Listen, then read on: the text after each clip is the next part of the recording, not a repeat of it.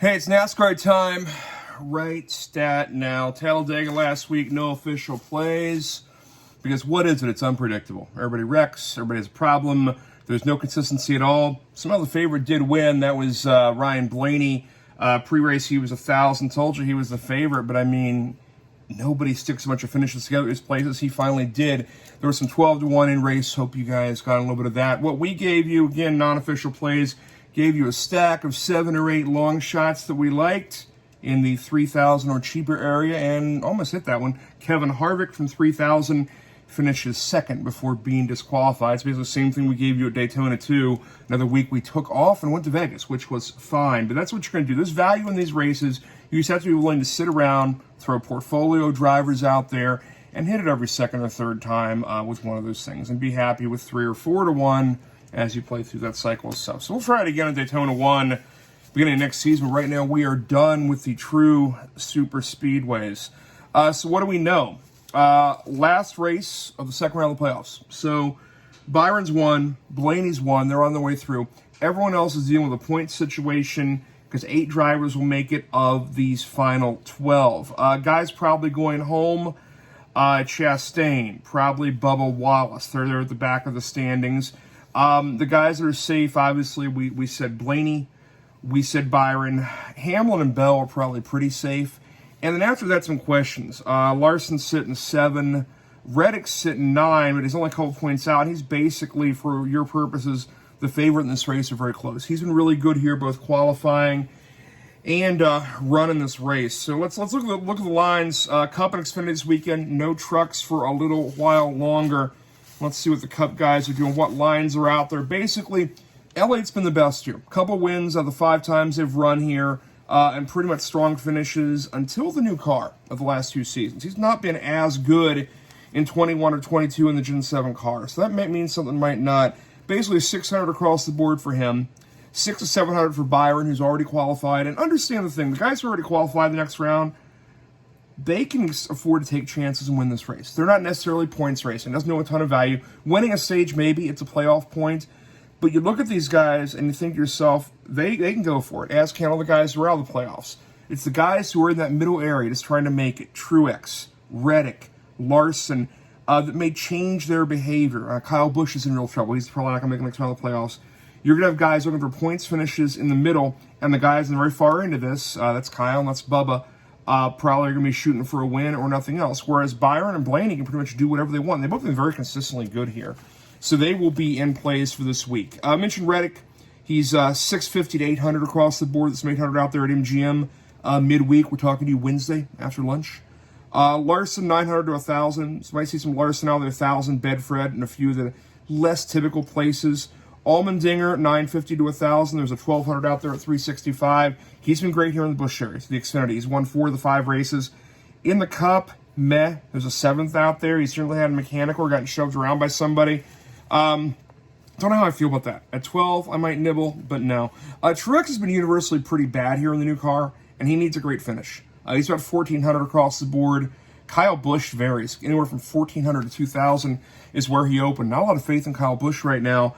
Now, remember, that's a car. He's in the 8 car now that Reddick ran to, a 2nd place last year? And, again, has a good book on this track.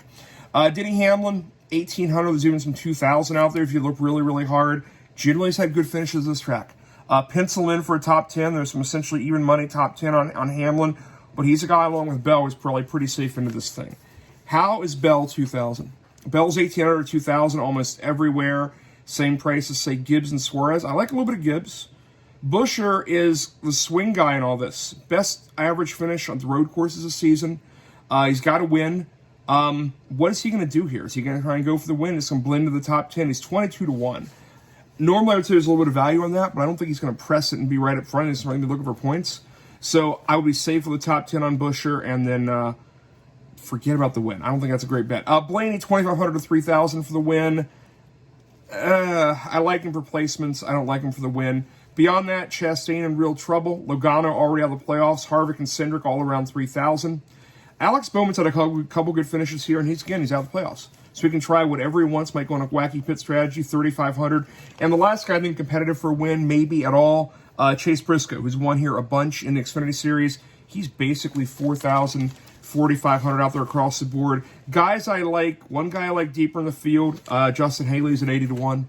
We'll talk about him for a top 10 or maybe some matchup stuff. Don't see him winning, although he did come home top 5 last year at this track. So, like Justin Haley a lot. Xfinity, it's different. And we'll look at it before we go to the Xfinity picks.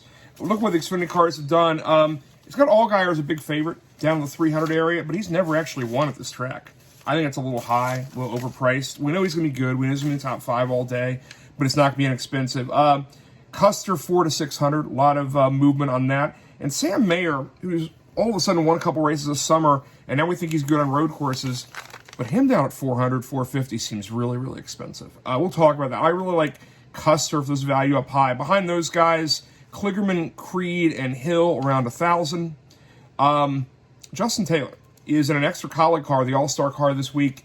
1,200 road course racer, 1,400 Superbook. But he's only run a couple of these races. Great technique driver, made some progress in the Chicago Street Race, but I just don't know if I can see him being serious at 1,400, 1,300. John Hunter Nemechek, we've leaned on him all season for top 5s and matchups. He's 1,400 a couple places, 1,000, 1,100 elsewhere. If you get Nemechek at 1,400, that's an outright. We don't hand out outrights here. Again, we don't score them. But if you get Nemechek at 1,400 or his top 5 at 175 or 200, you play that. Next group back, Sammy Smith, changing teams. Thought he'll get a great car this week, 1,700.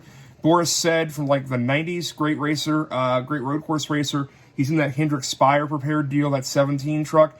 It's going to be fast. Don't know how he qualifies, and he's not been in the Xfinity car in a few years, I don't think. One guy I like here in the 20s, Mayat Snyder. He's in the All-Star Gibbs car, the 19. 22 to 1 is the best price you can get on him. 3 to 1, top 5. Like both of those for a nibble. Great road course racer. Not in a full-time car this year. This is the car that Bain runs on ovals, but it's going to be really fast. He and Nemechek should be right there both all day. I think there's going to be value in both those guys. Behind that, Barry at 25. Hemrick, Chandler Smith, Herbst, Brandon Jones out in the 5,000 area. Not much I like here deep.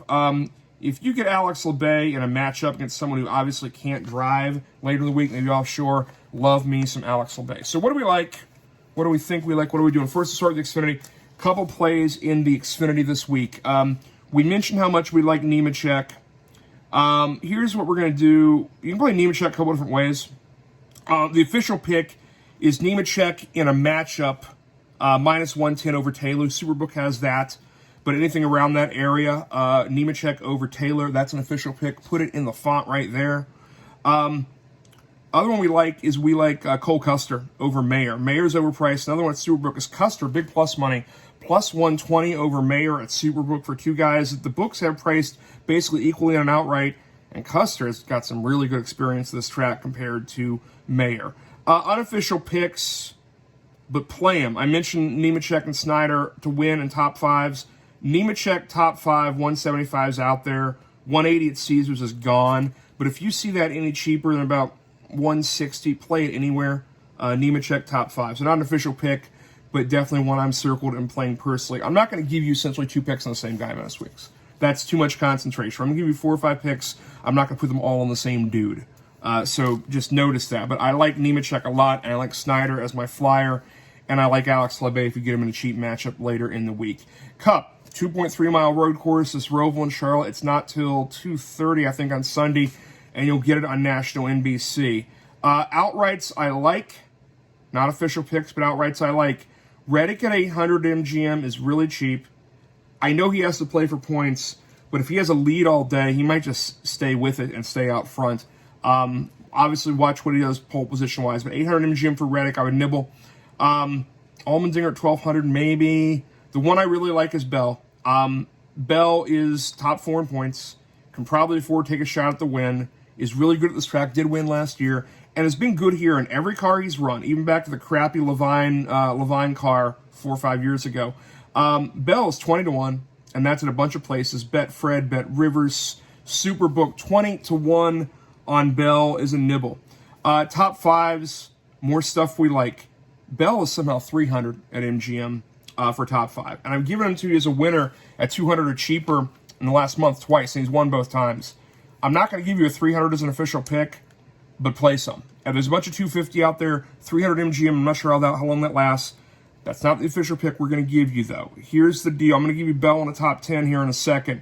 There's Bell top 10, even money, 100 MGM. Unless he wrecks, that's a winner. So that's the official pick. Bell, 100 MGM for a unit top 10. Back to the top 5s. Byron, he's already got his win. He's been great at this track. He is essentially the number 2 car in the outright stack. Top 5, 140 MGM. There's also some 130 out there at Rivers. That's an official pick. Byron, top 5, 140 this week. Other things we like, top 5s. Elliott, top 5, 115 is close to being on the card. I'm going to play some. You don't have to. The top 10s, we're playing Bell. That's official at MGM. Other top 10s we really like. I like Blaney. There's a 140 top 10 at MGM. I think he's going to sit right there at the edge of the top 10 all day. He's fast enough to be here. And he won the first race here at the Charlotte Roval in 2018. Bunch of dudes wrecked at the end. He went from basically 5th or 6th to 1st. But he'll be fine here. He'll be really good. Other top 10s I would nibble on. Briscoe at 200. He's a non-playoff car. Will be on a different pace, different structure, different schedule probably. The longer shots I like Ty Gibbs. Ty Gibbs has been really good here. He's 110 for a top 10 MGM. Again, I would nibble around that. The long shots we like. Eric Jones is not thought of as a great road course racer. He's been really good here. He's brought home good finishes and pretty much everything. And so is Justin Haley. And they're 325 for a top 10 on Bet365. That's basically equivalent to a 100 to 1 to win. Love both those guys. 325 for a top 10. Nibble on that. Again, not an official play, but you'll like it. And Keselowski, before all these young guys started having the sim machine at their house, Keselowski was really good at road courses.